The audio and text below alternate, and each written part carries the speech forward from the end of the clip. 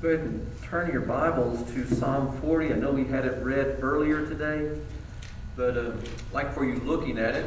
And you might look at it in several different English versions. We got onto that discussion in our Sunday morning Bible study, which at 9:15 you can join us in person in the fellowship hall, or you can also join us online through a Faith Life group that we have put out there. We have some that are doing that, and so we encourage you to join us that way. But we were talking about different English translations, and particularly when you get into the book of Psalms, the different English translations are a little bit different from one another. I particularly like the New American Standard Version for the study of the Psalms, and I'm just going to read these first three verses. We read it in the New International Version earlier, and it's slightly different from one another. But it's not going to say that one is better than the other. I would encourage you to read a lot of different English translations. It's going to give you a wider, fuller understanding of it. David sang, "I waited patiently for the Lord, and he inclined to me and heard my cry. He brought me up out of the pit of destruction, out of the miry clay. And he set my feet upon a rock, making my footsteps firm. He put a new song in my mouth, a song of praise to our God. Many will see and fear and will trust in the Lord." It was not an I'm at the bottom of the barrel experience. It wasn't an I'm in the pits experience. It was just a trip to the hairdresser with his wife. They had decided that going along together would sort of be like a fun date to do. And so he decided that, yeah, this would be good. They were going to go. She was going to get her hair cut. He would get his hair cut at the same time. Then they were going to go out and have a wonderful brunch at a nice restaurant. They were just going to make a day of it together. And they were pretty excited about it. So they made their appointment. And when the day arrived, they went to the salon at 8 a.m., which is when they made their scheduled appointment. They were warmly greeted by the receptionist. Their appointment was confirmed, and they were served a really nice cup of coffee each. Before his wife had even taken more than a couple of sips, she was ushered back to begin the process, and he knew that he would be next because they were the very first ones there, but he was not called back. So he sat there alone. As other women came in, they too would be called and ushered back, but not him. He waited for his turn through a second cup of coffee and 2 magazines that he didn't particularly care about. He checked his phone for the time, and he really practiced patience, but it had already been an hour and a half, and he'd been sitting out there, and the only attention he had received was for a third cup of coffee, which he declined because he figured that wasn't going to help his attitude. Several more women came in, and all of them got their names called and were ushered into the back. And he, being the only guy there, began to wonder if he was just in the wrong place, if he'd just gotten the wrong appointment. Maybe they just forgot that he was there. He was beginning to get a little upset about it, and he kept wondering, why are they ignoring me? He decided that he would ask the receptionist for the Wi-Fi password, which she gladly gave to him. He really wasn't interested in putting it in his phone and surfing the internet. He just wanted to make sure that she was aware that he was still sitting there and he hadn't just been lost for the day. No offer of an apology for the long wait. No offer to take him to the back. So he returned to his seat and just kept waiting. He did the very best he could to control his growing frustration, but his patience was growing thin since everyone else was getting help and nothing was happening for him. Finally, after 2.5 hours from the time he had entered the door, his name was finally called and he was ushered into the back, and his hair was cut to satisfaction, and it only took 12 minutes.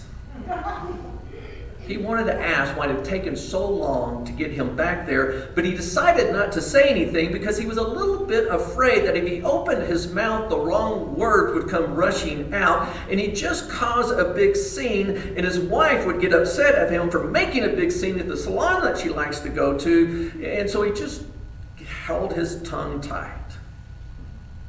After the haircut, they led him back out to the front, and before he could sit down, his wife was also ushered out. And she looked great. She said, "Well, that didn't take too long, did it?" They paid the bill, and his wife added a very large tip, which he would never have given them, and they headed out to the car. But she could tell that he was a little upset. So she asked him, "Didn't you remember how long it takes to get my hair done?" He remained silent. He'd really forgotten just how long it takes for her to get her hair done.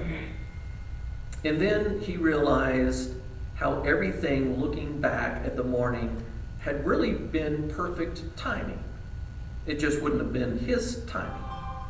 Hindsight, I am told, is 20/20, especially when we look back to see how things took place whenever we were waiting for God to take care of us, and it seemed like he was helping everyone else. But things are not so clear whenever we're trying to look into the future, especially when we're at the bottom of the proverbial pit, when we are really in a miserable place from which there is no hope of escape, a place in which we are likely to die if no one comes to rescue us. It is difficult from that vantage point to see anything in the future except for doom and despair and agony. David called it, at least in the New American Standard Version of Psalms 40, being in a pit of destruction. That term destruction comes from a Hebrew word that was used to describe the aftermath of a violent storm. It's described the sort of scene that we see on the news feeds after a tornado or a hurricane or a forest fire passes through. When you see the aftermath, that's what that word destruction meant. Little, if anything, left undamaged. What happens in a pit can leave the same impact on your soul. By the time you've been down there, there just seems to be nothing left. There are a lot of reasons why someone can end up in the pit in the bottom of one. It could be because of your own sin, and that's usually where we immediately jump to. But it can also be like the way Jeremiah ended up in one. You remember Jeremiah, the prophet. He had made a very unpleasant, unwelcome proclamation that God was not happy with King Zedekiah because King Zedekiah was leading God's people in the wrong direction, leading them away from God, not just in their worship habits, but because in their social living habits. The king was offended that Jeremiah would call his work into question. And so as a response, the king, being in charge, had Jeremiah cast into a cistern for what he said, a pit. There was no water in it, only the muddy mess at the bottom. They lowered Jeremiah down with ropes, and when he hit the bottom, he sunk into the mire. It was like quicksand. With every movement, he only went down further. There was nothing under his feet to support him. Anything he did to try to save himself just made him go down even further. Imagine being stuck like that. No support under your feet. Every effort makes you only go in worse. And then you hear the sound of the storm that's coming, the water that's rushing back into the well, it rising as you are seeking, and there's nothing you can do. You are helpless, you're desperate, and the only people you could possibly call out to up on the top are people who put you there to start with. So you lament. You cry out to God in desperation. Could you help? So many people get to the bottom of a pit and they cry out for God to help.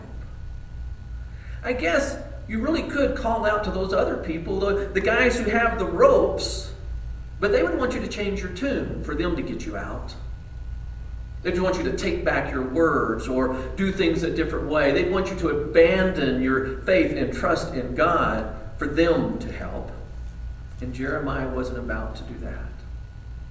So he cried to the Lord. It was a similar reason that David found himself in trouble. He wasn't cast into a pit, at least a real one, but he was stuck in a damp, dark cave. He wasn't alone. He had his mighty men with him, but they were no match for King Saul's forces. So he had nowhere to go, no way to escape. He was surrounded by those who hated him and wanted to take his life from him. They were his enemies, even though they were part of the same kingdom. They were hunting for him. It all began whenever King Saul decided that David was a threat to his reign and for his son's reign that he wanted. And so he felt that David had to be taken out of the equation.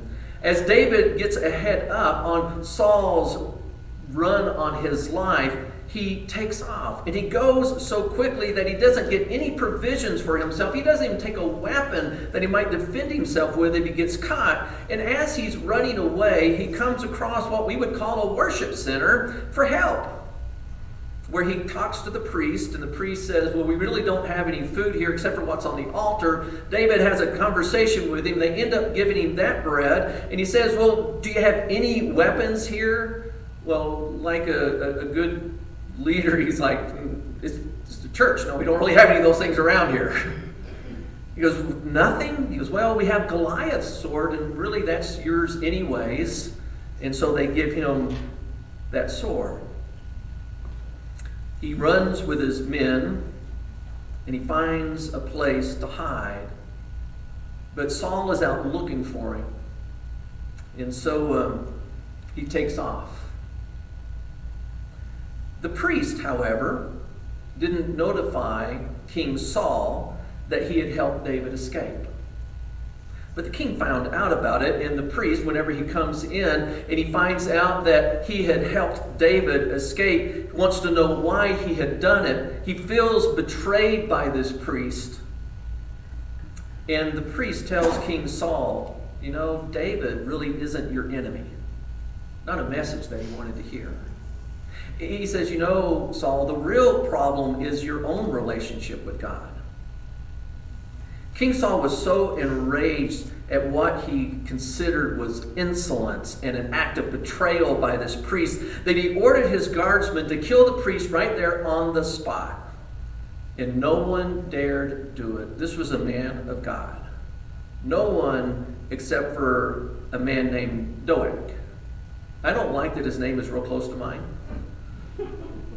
Then Saul sent him, because he went over and killed the priest, and he says, this isn't enough to send a message. I want you to go to this priest's village. You need to remember that priests ran in bloodlines. Their families were allowed to form a village on someone else's land, and in the different tribes in their lands, where they would raise their families when they weren't serving in the temple. They didn't own the land, but they got to live there. They were supposed to be under the protection of the tribe and ultimately under the protection of the king. And here the king sends his men to do them in.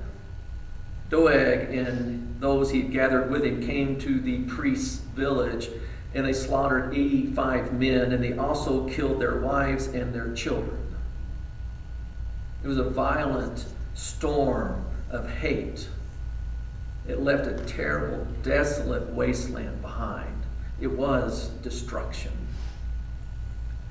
When David heard news of it, he was brokenhearted. He was overwhelmed with guilt, feeling that their deaths were his fault. It was then, and out of fear of what King Saul would do to him and his men, that David found this cave, and he hid out in it for his life. They were depressed. They felt that their situation was hopeless. What could they do? There weren't enough of them to really stand against King Saul's forces, and they were vastly outnumbered. And while they were at this bottom of this pit, wondering what they were doing, lamenting over what had taken place, crying out to God for his help, waiting upon the Lord, he also heard news that the Philistines were laying siege to a fortified city in Judah, and King Saul wasn't doing anything to help them. And he was saying, what do I do? If I leave from here, Saul's going to hunt me down. But God, these people are needing help. What do I do?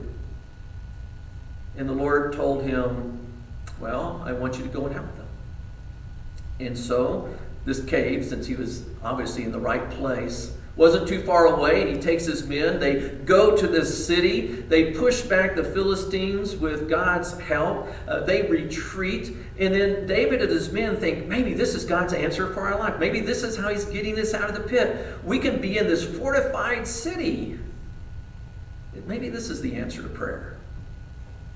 But when King Saul heard of what happened and where David was at, he said, man, I think David's caught like a rat in a trap. He's got the Philistines on one side, and he's really no huge defense for them. He was in a fortified city when he turned them back. And I'm on the other side. So he sent out a call for all of his armies to gather so that he could come against that city so that he could crush David. When the news went out, the news also got to David. And David again cried out in a lament to the Lord, saying, God, what am I going to do? I'm out of the bottom of the cave, but now I'm in a rock and a hard place. And God, how are you going to help me? So he cried out to the Lord. He says, Lord, if Saul shows up here with his armies, are the people going to stand with me, or are they going to turn me over to Saul? And the Lord told him the bad news.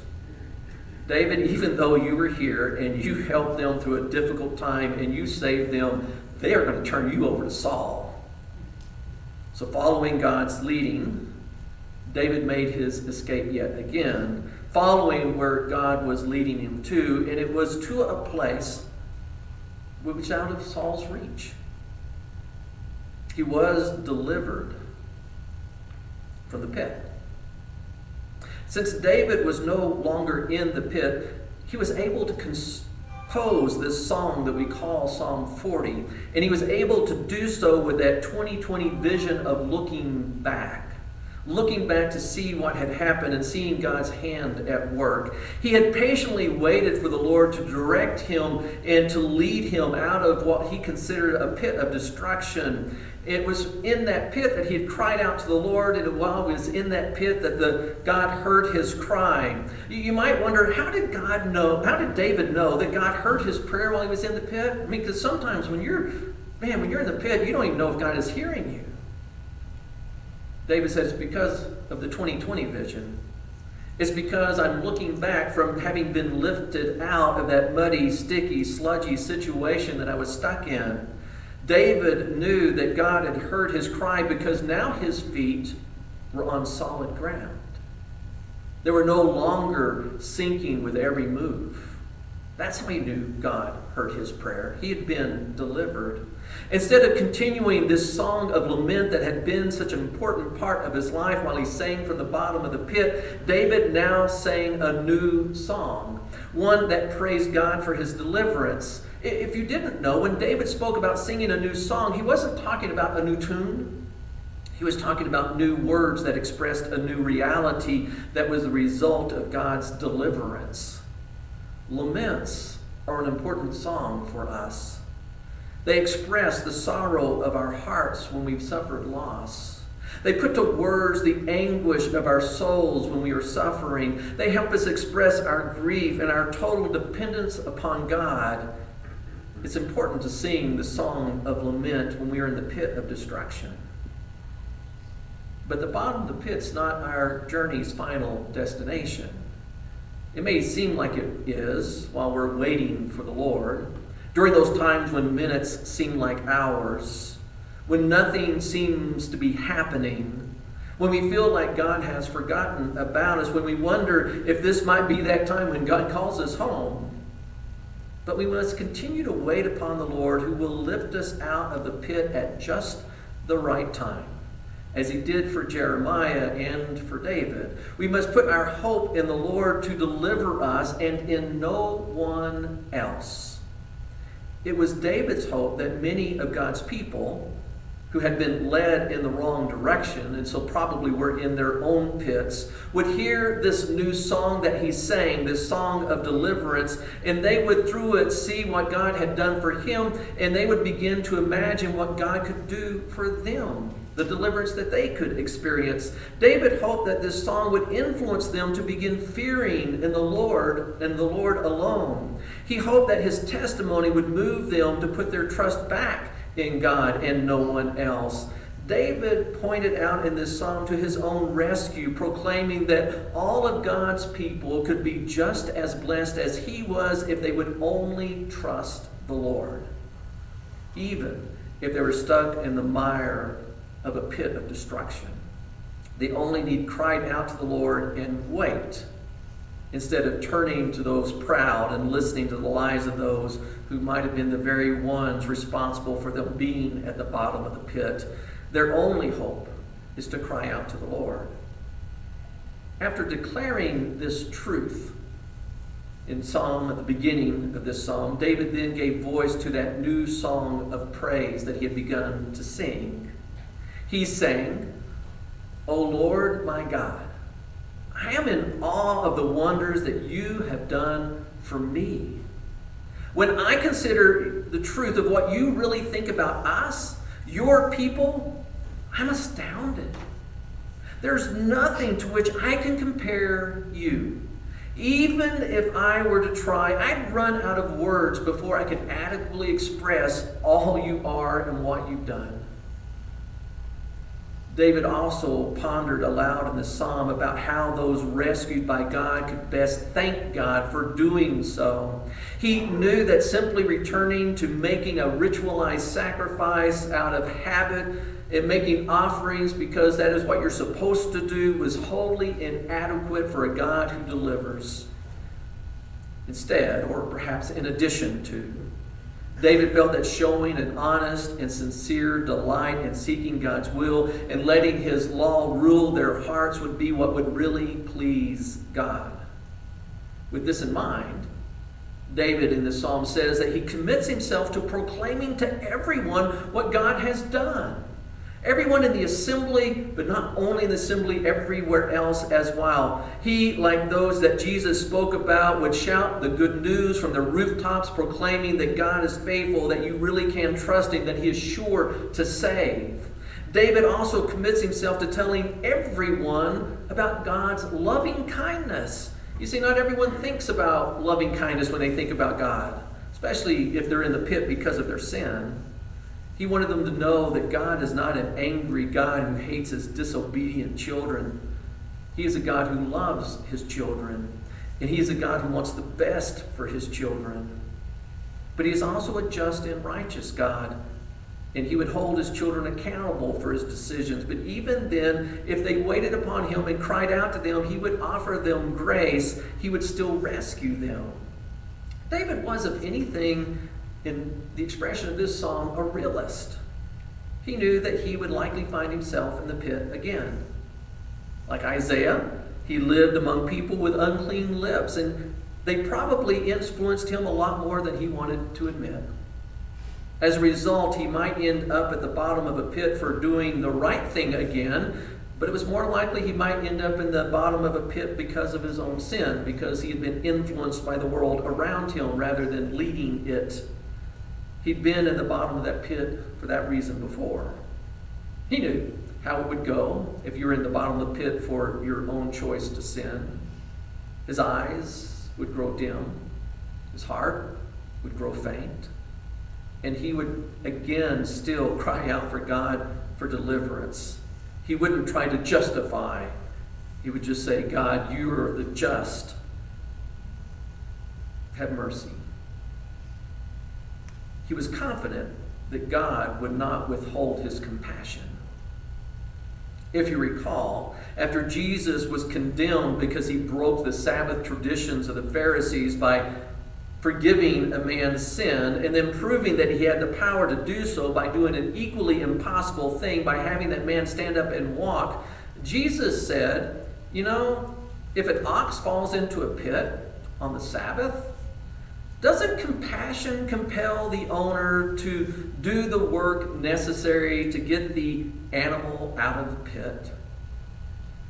If Jesus would show compassion to an animal that fell into an actual pit, don't you think you can trust him to show compassion to his children who've done the same and who are at the end of the proverbial pit?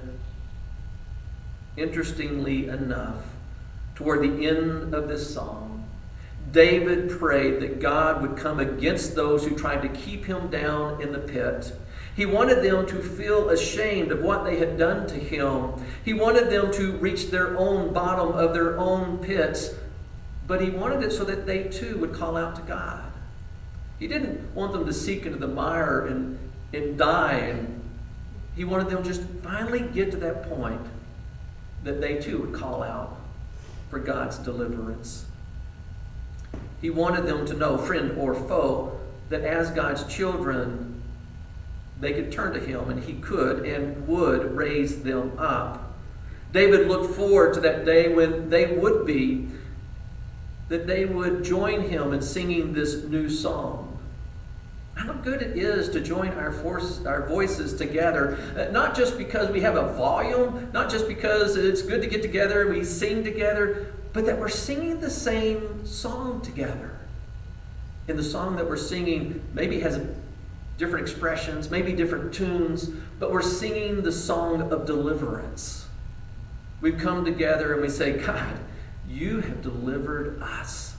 And we're going to praise you for it, and we're going to tell everyone we meet that you are a God who delivers, and you are a God who loves.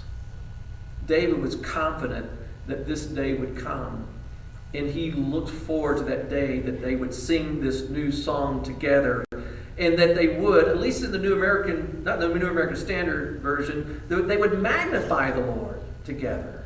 That's the very last phrase of this song. It doesn't come out in the NIV, but I like that term.